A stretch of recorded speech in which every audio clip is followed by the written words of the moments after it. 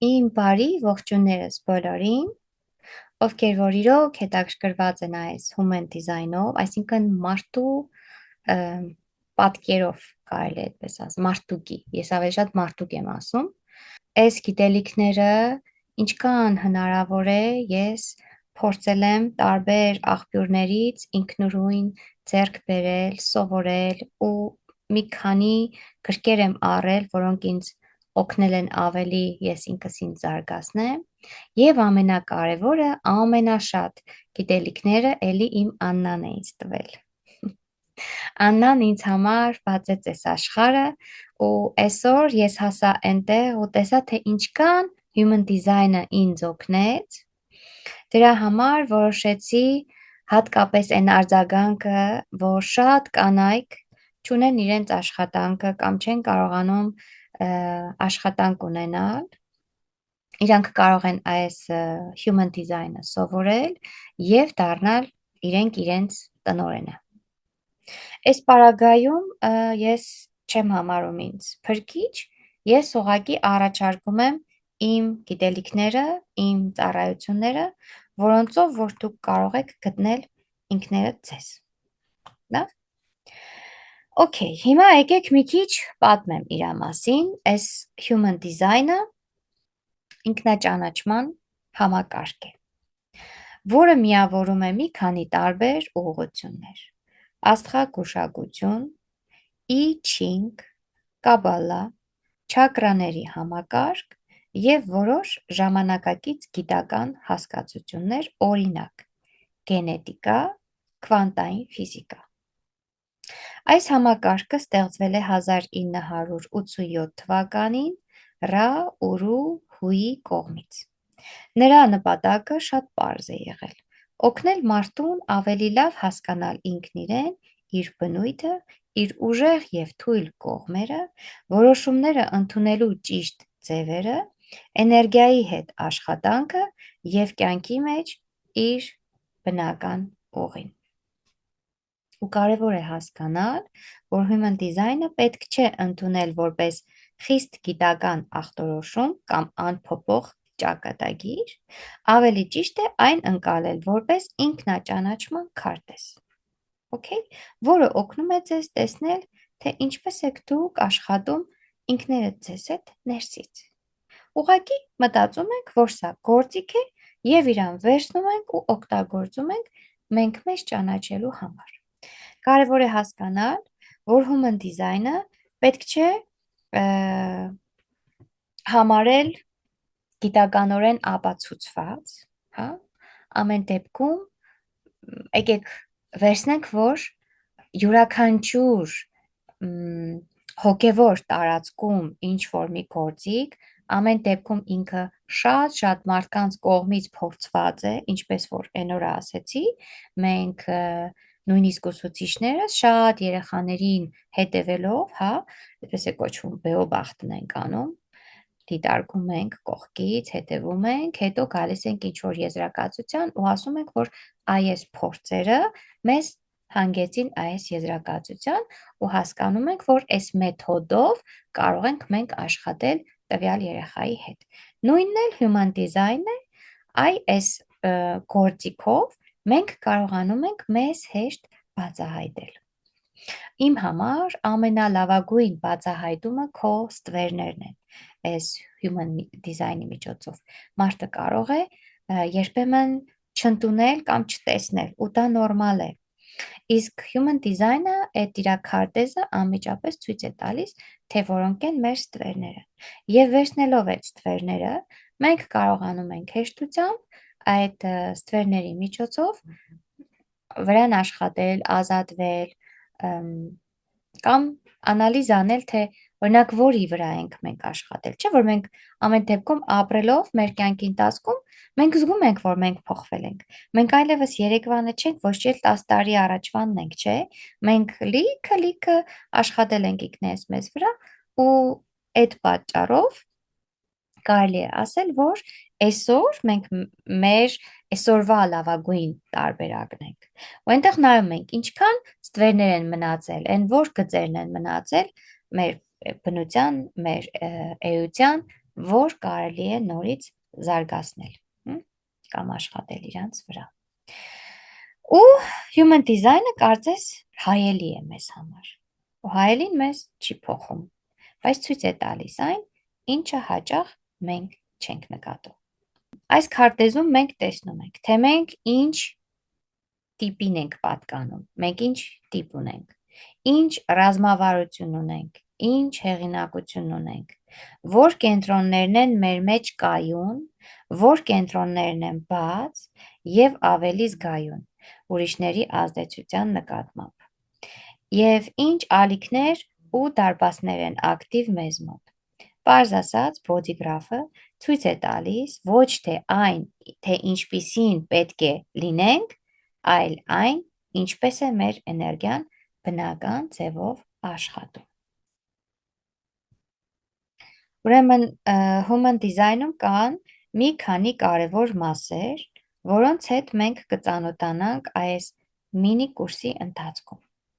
Առաջինը դա հենց տիպն է։ Տիպը ցույց է տալիս, թե ինչպես ենք մենք փոխազդում աշխարհի հետ։ Ու հիմնական տիպերը human design-ի մեջ գեներատորն է, մանիֆեստացնող գեներատորն է, պրոյեկտորներն են, մանիֆեստորներն են ու ռեֆլեկտորներն են։ Հիմնականում լինում է, որ մենակ մանիֆեստոր գեներատորներն են իրար հետ երբեմն հանդես գալիս։ Ու յուրաքանչյուր տիպ ունի իր էներգիայի ձևը։ Օրինակ, գեներատորները շարժվում են արձագանքի միջոցով, պրոյեկտորները ճանաչման և հրավերի միջոցով։ Մանիֆեստորները ներքին ազդագի և տեղեկացնելու միջոցով, իսկ ռեֆլեկտորները շատ զգայուն են միջավայրի և ժամանակի նկատմամբ։ Հաջորդը, որին որ մենք պետք է ծանոթանանք human design-ի մեջ, ռազմավարությունն է։ Ռազմավարությունը ցույց է տալիս, ինչպես է ձեզ համար ճիշտ շարժվել կյանքում։ Որն է այդ ճիշտ շարժումը, որպեսզի քիչ դիմադրություն ունենաք եւ ավելի շատ լինեք ձեր բնական հոսքի մեջ։ Ան ինչի կարող միանալ, ինչի մի հատ օգնեք թող միանա էլի։ Երրորդը դա հեղինակությունն է։ Հեղինակությունը ձեր ներքին որոշումների համակարգն է։ Այն ցույց է տալիս, ինչպես եք դուք ճիշտ որոշումներ ընդունում։ Human design-ում որոշումները չեն գալիս գլխից, գլուխը կարող է մտածել, վերլուծել, համեմատել, բայց վերջնական ճիշտ որոշումը գալիս է ավելի խոր տեղից, մարմնից, էմոցիոնալ ալիքից, ինտուիցիայից կամ այլ ներքին մեխանիզմից։ Չորրորդը, որ ուսումնասիրելու ենք, դա պրոֆիլն է։ Պրոֆիլը ցույց է տալիս ձեր վարքագծային դերը կյանքում, թե ինչպիսի վարքագիծ ունեք դուք։ Այն օգնում է հասկանալ ինչպես եք սովորում, ինչպես եք շփվում մարդկանց հետ, ինչ փորձառությունների միջով եք անցնում և ինչ ձևով եք դրսևորվում աշխարհում։ Եվ հինգերորդը դա 9 կենտրոններն են, դրանք կարելի է պատկերացնել որպես մարդու ներսի էներգետիկ սենյակներ։ Որոշ կենտրոններ քարտեզում գունավոր են, դրանք ցույց են տալիս, որ ավելի կայուն էներգիա է այդտեղ խոսում։ Որոշները սպիտակ են, անկույն են ու դրանք բաց են ու ավելի հեշտ են ընդունում ուրիշների ազդեցությունը, այսինքն ուրիշների ազդեցության տակ են ընկնում։ Հենց այդ բաց կենտրոնների միջոցով մենք հաճախ վերցնում ենք ուրիշների վախերը, զգացմունքները, շտապողականությունը, սպասումները կամ մտածողությունը և սկսում ենք կարծել, թե դրանք մերն են։ Պատկերացնում եք։ Այսինքն, այն բոլոր մասերը, որոնք որ ներգված չեն, այն բոլոր կանալներն ու դարպասները, որոնք որ մենք չունենք, դա կոչվում են մեր կեղծ եսը։ Մենք հեշտությամբ ընկնում ենք ուրիշների ազդեցության տակ ու մեզ թվում է, թե դա մենք ենք, հենց մենք ենք, մերն է, ու այդպես ձևավորվում է մեր կեղծ եսը։ Բոդիգրաֆը հաշվարկվում է ծննդյան տվյալների հիման վրա, հատուկ սայթով, այստեղ օգտագործում է ծննդյան պահի ազդեցության գաղափարը, ինչպես նատալ քարտում, Բայց human design-ը չի սահմանափակվում միայն կենդանակերպի նշաններով, այն ավելի շատ դիտարկում է մարդու էներգետիկ կառուցվածքը։ Հիմա հասկացաք, չէ, ինչի համար էր ինքը այդքան շատ ինձ գրավել։ Հաջորդը, չակրաների համակարգը, human design-ում կա 9 կենտրոն։ Մենք 7-ը գիտեինք չակրաների համակարգից, այստեղ 9-ն է։ Դրանք ինչ-որ չափով հիշեցնում են չակրաների գաղափարը, բայց համակարգում ունեն իրենց առանձին նշանակությունը։ Յուրաքանչյուր կենտրոն կապված է որոշակի թեմայի հետ՝ միտք, զգացմունք, ինքնություն, կամք, ինտուիցիա, ստրես, մարմնական էներգիա եւ այլն։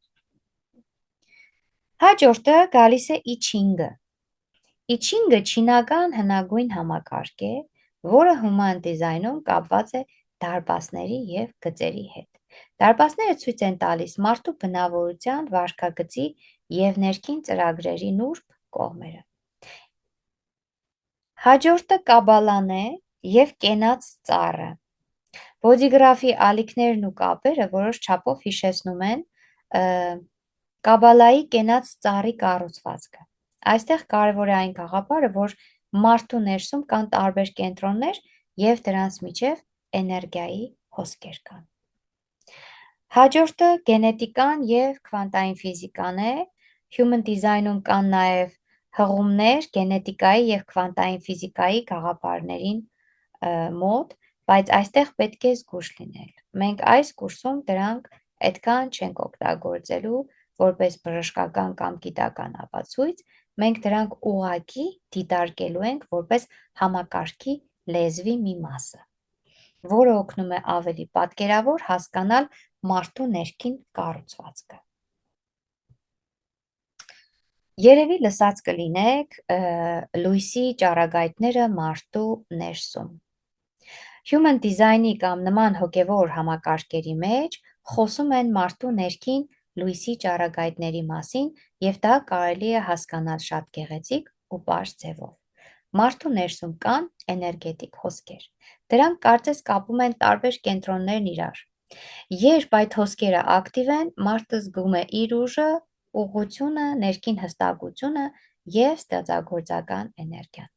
Այդ լույսը կարելի է հասկանալ նաև որպես մարդու իրական եսը, այն մասը, որը մաքուր է, որը չի փորձում ապացուցել, որը չի ապրում վախից, որը գիտի ինչն է իրենը, ինչը ոչ։ Ու երբ մարդը ապրում է միայն ուրիշների սպասումներով, այդ լույսը կարծես փակվում է և նա սկսում է խաղալ դերեր, հարմարվել, վախենալ, ապացուցել, չշտապել, չլսել իրեն, իսկ երբ սկսում է ճանաչել իր դիզայնը, այդ լույսը կամաց-կամաց նորից սկսում է երևալ։ Եվ սկսում է հասկանալ. սա իմ ցանկությունն է, թե ուրիշի սպասելիքներն է։ Սա իմ վախն է, թե ես վերցրեցի ուղղակի շրջապատից։ Սա իմ որոշումն է, թե ես փորձում եմ դուրս գալ։ Սա իմ էներգիան է, թե ես պարզապես լիցքավորվել եմ ուրիշներին։ Հիմա, ինչու է սա կարևոր, որպեսզի սովորենք։ Շատ մարդիկ ապրում են ոչ իրենց կողմից, այլ ապրում են իրենց համակարգին դեմ։ Փորձում են պահել հարաբերությունները, որոնք իրենց դատարկում են, փորձում են աշխատել մի ձևով, որը իրենց էներգիային չի համապատասխանում։ Եվ հետո մտածում են. ինձ հետ ինչ-որ մի բան էն չէ։ Բայց հնարավոր է ձեզ հետ ոչինչ էլ սխալ չէ։ Հնարավոր է, որ դուք պարզապես չեք ճանաչում ձեր մեխանիզմը։ Human design-ը կարևոր է հենց դրա համար։ Այն օգնում է տեսնել ինչպես եք դուք ստեղծված, ինչն է ձեզ լիցքավորում, ինչն է սպառում, ինչպես եք ճիշտ որոշումներ ընդունում և որտեղ եք կորցնում ձեզ ուրիշների ազդեցության մեջ, որտեղ որ նրանք ազդում են ձեր վրա։ Սա հեշտ թեմա չէ, որովհետև այստեղ կան շատ նոր բառեր, օրինակ տիպը, տեսակը, ռազմավարությունը, հեղինակությունը, կենտրոնները, պրոֆիլները, դարպասները, ալիքները, բայց մենք չենք շտապելու, մենք սովորելու ենք քայլ առ քայլ, պարզ լեզվով, իրական կյանքի օրինակներով։ Իմ նպատակն է, որպեսզի դուք ճանաչեք ձեզ, տեսնեք ձեզ, լսեք ձեզ, վստահեք ձեզ եւ ապրեք ավելի մոտ ձեր իրական բնույթին։ Մենք չենք խորանալու բարդ տեսությունների մեջ միանգամից, այլ սկզբում կսովորենք հիմքը, կմախքը, ինչ է human design-ը, ինչ է body graph-ը, որոնք են այդ տիպերը, ինչպիսին է այդ ռազմավարությունը, հեղինակությունը, ինչպես են աշխատում այդ 9 կենտրոնները, հետո կսկսենք ամենակարևորը նայել, թե ինչպես է այս ամենը երևում իրական կյանքում։ Ինչպես եք դուք որոշումներ ընդունում, ինչպես եք հոգնում որոշ մարդկանց կողքին, ձեր էներգիան կորցնում, ինչու երբեմն չեք կարողանում գումար պահել, ինչու է դժվար ասել ոչ, ինչու եք ապրում ուրիշների սպասումներով եւ ինչպես կամաց վերադառնալ մեր իրական եսին։ Հիմա ուզում եմ, որպեսզի մի քիչ պատմեմ փողի մասին, body graph-ով մենք կարող ենք շատ հեշտ տեսնել, թե ինչու մեր ֆինանսական հնարավորությունները փակ են կամ չեն աշխատում, որ դեպքերում չեն աշխատում, հա։ Մեր ֆինանսական պատերները քարտում կամ ինչու լավ եկամուտ ունենք, բայց գումարը չի կուտակվում կամ այն ինչ որ ուզում ենք անենք չի ստացվում։ Եթե անկեղծ խոսենք, մենք կարող ենք նորմալ աշխատավարձ ունենալ, օրինակ 80, 100 կամ 120 հազար, թվում է վատ չենք վաստակում, բայց ամսվա վերջում բացում ենք մեր բանկային հավելվածը ու մտածում, լավ, բայց գումարը ուր գնաց։ Կարծես մեծ բան չենք գնել, կարծես շռայլ մարդ չենք, կարծես միայն պետքական բաներ ենք վերցրել, բայց խնայողություն չկա։ Շատերը այս պահին սկսում են իրենց մեղադրել։ Ես փող պահել չգիտեմ, ես անպատասխանատու եմ, ես պետք է բյուջե պահեմ, ես պետք է ինձ ավելի շատ վերահսկեմ։ Գուցե դուք եք փորձել բյուջե պահել, ներբեռնել եք հավելված, գրել եք ծախսերը ու մի քանի օր հետո թողել եք այդ ամեն ինչը։ Ու գիտեք ինչ, խնդիրը միշտ բյուջեն չէ, շատ հաճախ խնդիրը հենց մեր ներքին պատերազմների մեջ է։ Human design-ում մենք նայում ենք ինչ կենտրոններ են բաց, ինչ կենտրոններ են որոշակիացված կամ կայուն եւ ինչպես դա կարող է ազդել մեր ֆինանսական վարկի վրա։ Պարզ ասած, ինչու եք դուք փող ծախսում հենց այդ ձևով։ Հիմա եկեք մի քանի կարգավիճակ դիտարկենք։ Առաջի կարգավիճակը կարգավիճակի սինդրոմ, սա այն դեպքն է, երբ մարդը գնումներ է անում ոչ թե իր իրական կարիքի համար, այլ որպիսի իրեն ավելի արժեքավոր զգա։ Օրինակ, նոր iPhone, թեև հինը դեռ նորմալ աշխատում է։ Բրենդային պայուսակ, որ ուրիշները տեսնեն։ Թանկ հագուստ, հանդիպման համար։ Գեղեցկության սրահ, միայն նրա համար, որ վատ չերևա։ Թանկ իրեր, որոնք պետք են ոչ թե ձեզ, այլ ձեր իմիջի համար։ Կյանքից պարզ օրինակներ։ Կինը գնում է նախկին գործընկերների հետ հանդիպման, մտածում է. չեմ կարող հին զգեստով գնալ, բոլորը տեսել են։ Իսկ հանդիպման ժամանակ ոչ ոք նույնիսկ չի էլ նկատում։ Ինչու է սա լինում։ Human design-ում սա հաճախ կապում ենք բաց էգոյի կենտրոնի հետ։ Այսինքն, եթե մարդու էգոն բաց է, հա, կայուն չէ, ուրեմն փողի խնդիր կա։ Այսինքն, էգոյի կենտրոնը, որտեղ որ հենց նշած է body graph-ում, երբ որ նայենք, որ ինքը անկայուն է, այսինքն ներկված չէ, դա նշանակում է, որ մենք ունենք փողի հետ կապված խնդիր, եթե մենք իրան չենք կարգավորել։ Ու հենց այդտեղից էլ արդեն երևում է, թե տվյալ մարդը ինչպես է կարողանում իր ֆինանսականը դասավորել։ Բայց էգոն կարծես ներսում հարց տա ու ասի, ես բավարար, արդյոք բավարար լավն եմ, կամ ինձ կգնահատեն, ես արժեք ունեմ, պետք է ապացուցեմ, որ հաջողակ եմ, կարիք ունեմ դա անելու, թե ոչ, եւ մարդը սկսում է ապացուցել իր արժեքը գնումներով։ Ոչ թե որովհետեւ վատն է, հիմար է, ներսում կամ ապացուցելու ցանկություն կա։ Այսպիսի մարդիկ հաճախ շատ աշխատասեր են լինում, Նրանք կարող են լավ կարիերա ունենալ, լավ աշխատել, դժվար գործեր վերցնել իրենց վրա, բայց հետո այդ գումարի մեծ մասը ծախսում են կարգավիճակ պահելու համար։ Արդյունքում մարդը լավ է վաստակում, բայց ապրում է այնպես, կարծես թե քիչ է վաստակում։ Հաջորդ սինդրոմը կոչվում է Սքրուջի սինդրոմ, սա էլ հակառակ պատմությունն է։ Այստեղ մարդը կարող է գումար ունենալ, կարող է հաշիվներին խնայողություն անել, բայց վախենում է ծախսել։ Օրինակ, հաշվին կա մեծ գումար, բայց մարդը ապրում է շատ սեղմ, ամեն ինչ գնում է միայն զեղչով, հանգստի չի գնում, որովհետև թանկ է, տարիներով չի փոխում հին հեռախոսը կամ մեքենան, որակյալ բան չի գնում, թեև կարող է իրեն թույլ տալ,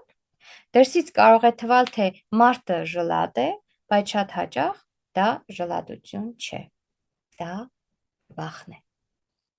Նրա ներսում կարծես մի ծրագիր է աշխատում, պետք է պահել, իսկ եթե հետո չլինի, իսկ եթե աշխատանքը կորցնեմ, իսկ եթե վատ օրեր գան եւ այսպես շարունակ։ Այս մարդը կարող է ունենալ միլիոն, բայց ապրել այնպես, կարծես վերջին գումարն է մնացել։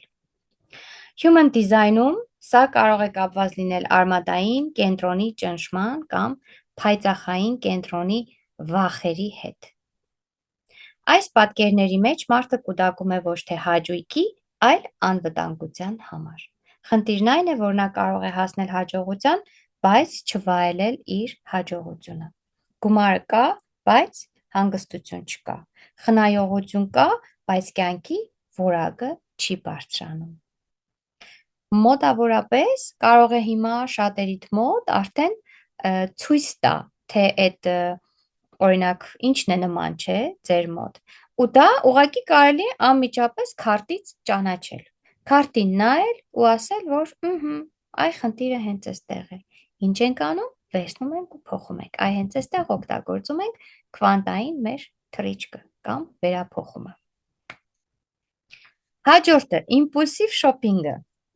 Սա ամենատարածված տարբերակներից է։ Մարդը գնում է խանութ մեկ բանի համար, բայց դուրս է գալիս լիքը պայուսակներով։ Օրինակ գնացել է ջինս գնելու, բայց վերադարձել է երկու ջինսով, որովհետև երկրորդը զեղչով էր, զգեստով, որովհետև շատ սիրուն էր։ Ուրեմն պլանավորել էր, որպեսզի ծախսեր 5000, բայց ծախսեց 35000, խոսքի էլի, դե պայմանական ենք վերցնում գները, հետո նստում է տանը ու մտածում. ես չեմ հասկանում, ինչպես է դա տեղի ունեցել։ Ու այս սինդրոմի տակ, որը որ հիմա մենք քննարկում ենք, մարդը շատ հեշտ է ընկնում, այսինքն ընկնում է արտաքին ճնշման տակ։ Միայն այսօր մնացել է 3 հատ, 50% զեղչ է, վերջին հնարավորությունն է, բոլորն արդեն գնում են, մեկ ուրիշի համար սա պարզապես գովազդ է, բայց այդ արմատային կենտրոն ունեցող մարդու համար, որը որ բաց է, սա կարող է զգացվել որպես իրական ճնշում մարմնի մեջ։ Նա ուզում է արագ ազատվել այդ լարվածությունից եւ գնում է ու սկսում է գնումներ անել։ Հատկապես վտանգավոր է, երբ ստրես ունի, ու շատ գիտեմ մարդիկ, ովքեր որ ստրեսից գնում են ու սկսում են ուղակի գնումներ անել։ Հատկապես այդ ստրեսը ստիպում է, որպեսզի մարդը ստրեսից դուրս գալու ուրախության հորմոններ մանկա ու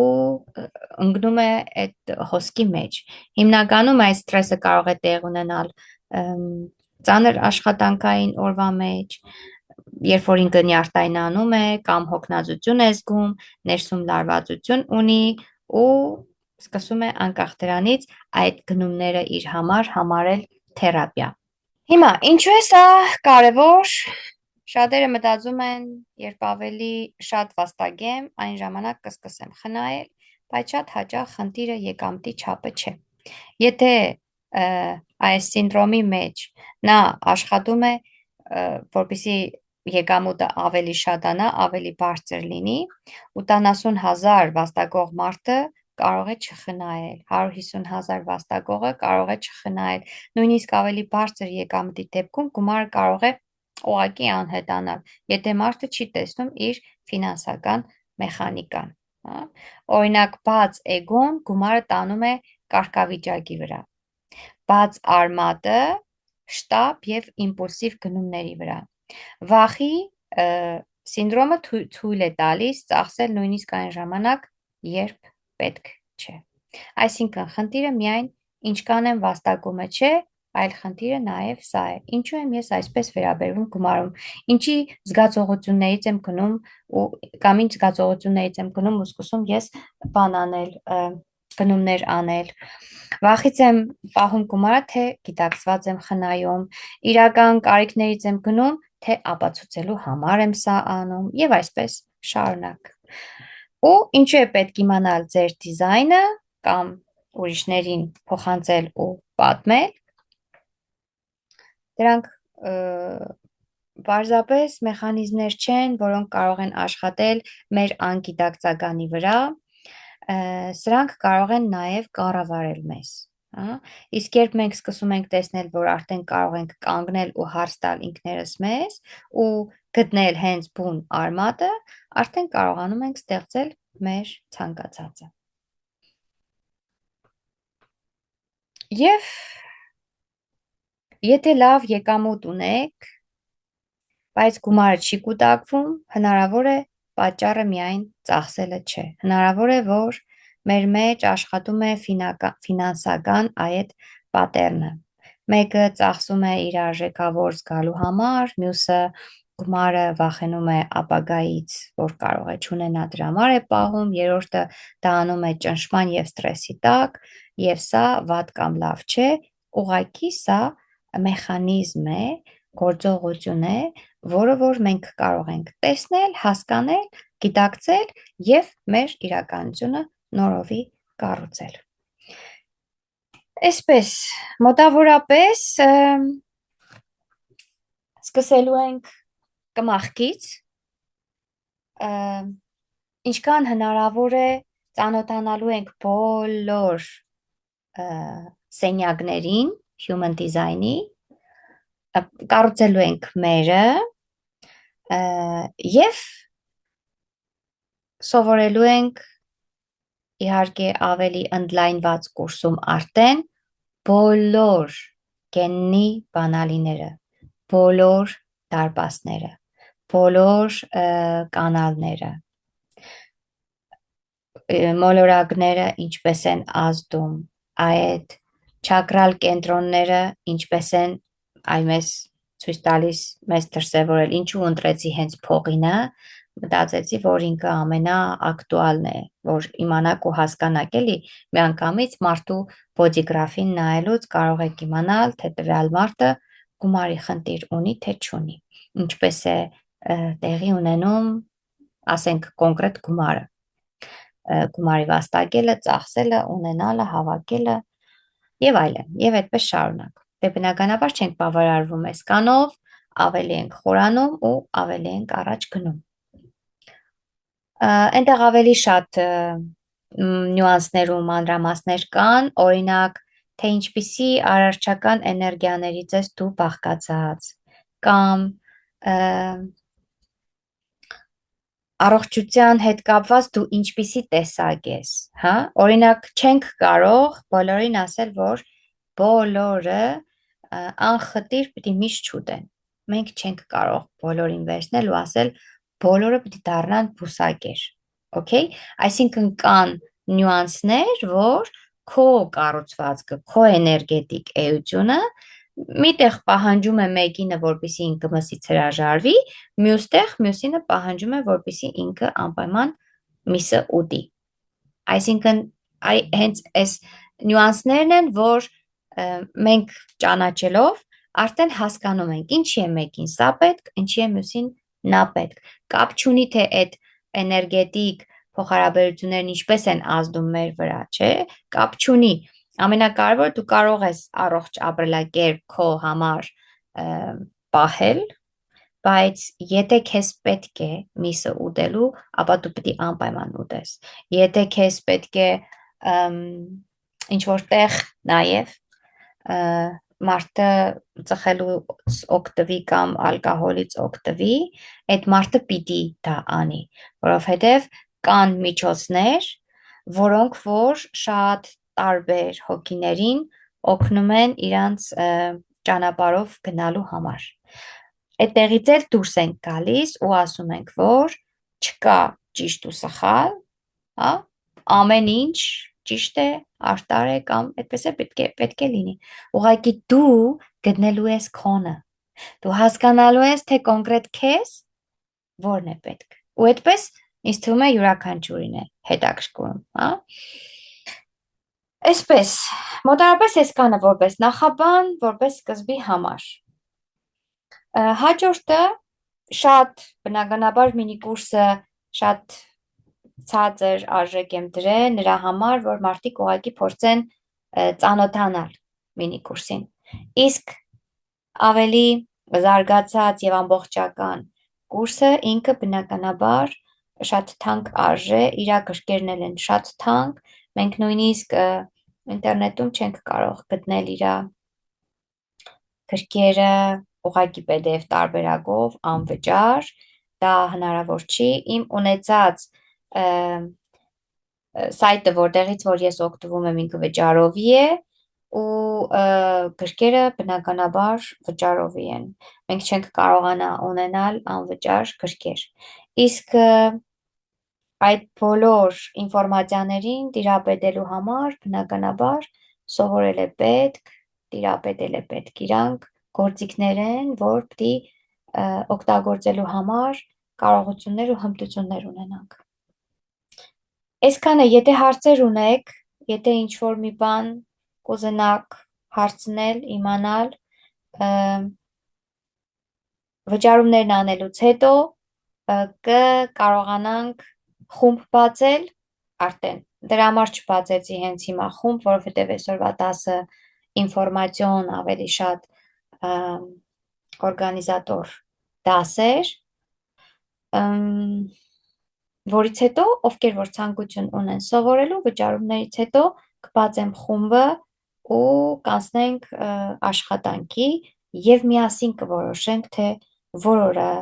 դաս կանենք, որ օրը ինչպես կանենք, որովհետև ամեն մի դասին ամեն մեկի քարտի վրա ինչ որ մի բանի վրա աշխատելու ենք։ Ամեն ինչ որ լինելու է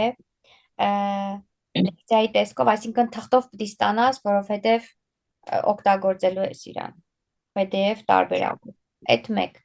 Այս մինի կուրսը մոտավորապես 10 կուրս, 10, ընդամենը հանդիպում ենք, բացատրում եմ, դուք փորձում եք ձեր բոդիգրաֆի վրա այն տեսնել, հասկանալ, առայժմս էդ է։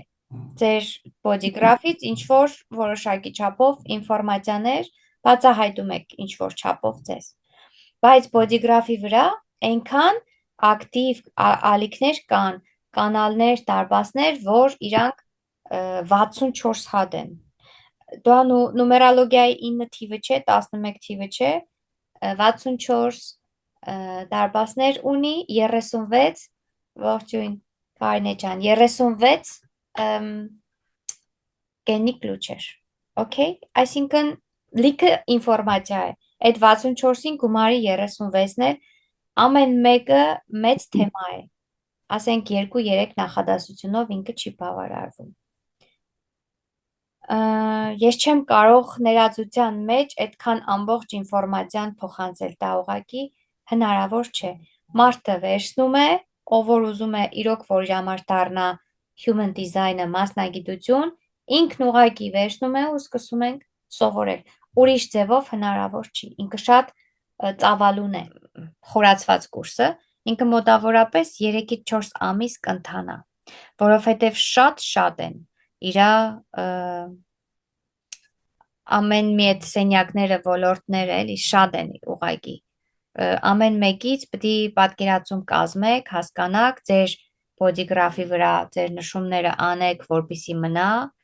ու որից հետո նոր կարողանաք իրան օգտագործել։ Այն ժամանակ մեր առաջի պատվիրողներից մեկը Ռուզաննան է եղել։ Ինչքան խորանում ես, հա խորանում ես։ Ստվերները շատ են այնտեղ։ Եթե արդեն պետքա նայես, մարդուն ինչն է հետաքրքրում, որ ուղղությամբ նայես։ Կարող եք Չես կարող ամբողջը նայես, որովհետև շատ ծավալուն է։ Իսկ եթե մարդուն ասենք փողի այդ ֆինանսական հարցն է, մեկին է Ատնաշենյանն է, մեկի առողջությունն է, ով ինչ հարցեր ունի, այդ ուղղությամբ պետք է նայվել, ինքը շատ խորն է։ Ճիշտ է։ Ես էդի որ նայում եմ, հա, հետի գնաց, բեսկանիչնի պիտի խրվես մեջը ու գնաս։ Այո։ Ամենակարևորը իսկականացի աշխատանքը։ Հա, ինքը շատ խոր գիտություն է, էդի դե որ վերցնես մարդը ինքն էլ է, չէ, բազմագրայն է, իրան տարբեր կողմերից տարբեր ես տեսնում, նույնը դրա մեջ խորանում ես ու ինքը անընդհատ պետք է տնտղես։ Ճիշտ է։ Սկսում ես քեզ ուսումնասիրել, հետո անցնում ես քո ընտանիքի անդամներին, քո հարազատներին, հետո մյուս Հա, մարդկանց։ ասենք այն մարդկանց հետ, որ շփվում ես, դու արդեն կարաս ավելի լավ իմանաս իրանց, նու ասենք,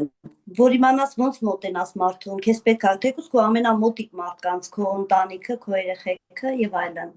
Իսկ այնց ինքը շատ հետաքրքիր է։ Իսկ աշխատելու համար իհարկե պետք է լավ ձեռք բերեք գիտելիքը, որ մարդկանց հետ կարողանաք աշխատեք, ճիշտ բացատրեք։ Դե նա դիզայն չելավեկը մարդու ամբողջ իր էությունը դրսից ու ներսից վերջացրած։ Ներսին ավելի կարևոր է ներսինը, դրսից ինչ։ Մարդը կարա դրսից իրան սես ցույց տա, բայց իր մեջի էությունը լրիվ ցույց է տալիս։ Դա շատ լավ է։ Դե կարողանաք աշխատել ձեր վրա։ Այն բախտավորներից եմ, որ արդեն 1 տարի է ավել հետևում եմ քեզ ու քո բոլոր տված բանալները մի անգամ չէ որ ասել եմ, հիմա human design-ի մասին ասեմ, բոդիգրաֆի, այստեղ ուզում եմ ասել, որ այս բոդիգրաֆի շնորհիվ ինձ համար տպավորիչն ու շատ կարևորը ստվերներն են եղել, իմ հենց օրինակով ասեմ, եւ այդ ստվերների շնորհիվ եթե դու գիտես քո ստվերը, քո նյութը, այսպես ասած, որ քեզ ծանրացնում է, դու իր հետ աշխատելով բերում ես իրան սիթխի վիճակի կամ հենց բոդիգրաֆի միջոցով նաև դու տեսնում ես մարդուկի միջոցով տեսնում ես, որ դու որտեղ ես արդեն աշխատել։ Այսա ինձ համար շատ հետաքրքիր է, որովհետև ասենք մենակ իմանալով ծանր նյութերի մասին ու աշխատելով, բայց ինքը այդ բոդիգրաֆը, այդ մարդուկը քեզ միանգամից ցույց է տալիս դու աշխատել ես այս իրավիճակիդ հետ, այս ստվերիդ հետ, հիմա որին ուշադրություն դարձնես ու որտեղ իսկապես եւ հարաբերություններում, եւ ինքդ քեզ հետ, եւ շրջապատիդ, եւ բոլորի հետ ավելի ճիշտ դրսևորես։ Ու ճիշտ սխալ չկա, ավելի ներդաշնակ լինես ինքդ քեզ հետ ու շրջապատիդ հետ, որը շատ կարևոր է։ Իսկ մնացած խորություններն էլ համամիտեմ, ովքեր արդեն ծանոթ են, խոսեց նաև Ռուզանան, իսկապես խորն է։ Մեկը ես նայում եմ, աշխատել եմ, տեսել եմ, բայց էլի ասում եմ, բայց ես չգիտեմ, բայց ես սա չգիտեմ, բայց ես մեկը չգիտեմ։